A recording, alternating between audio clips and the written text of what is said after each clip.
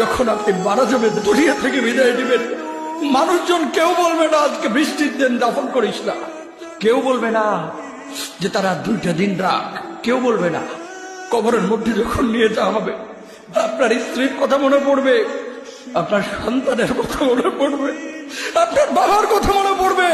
সবচাইতে বেশি কষ্ট আপনাকে যে জিনিসটা দেবে, কি নিয়ে কবরে ঢুকলাম, কেন সুদ খাইছিলাম, কেন ঘুষ খাইছিলাম, কেন কবরের জিন্দেগির জন্য প্রিপারেশন নেই নাই। দুনিয়ার জিন্দেগিতে একটা মামলায় ফেসে গেলে সুপ্রিম কোর্টে যাওয়া যায়, উচ্চ আদালতে যাওয়া যায়।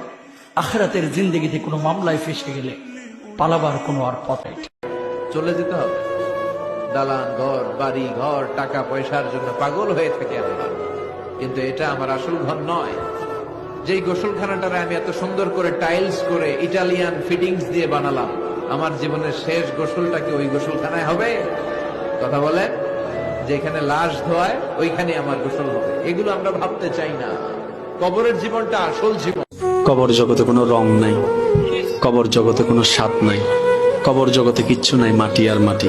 হ্যাঁ, যদি আপনি মালিককে খুশি করে যেতে পারেন, অন্ধকারটাও আলোকিত হয়ে যাবে। কষ্ট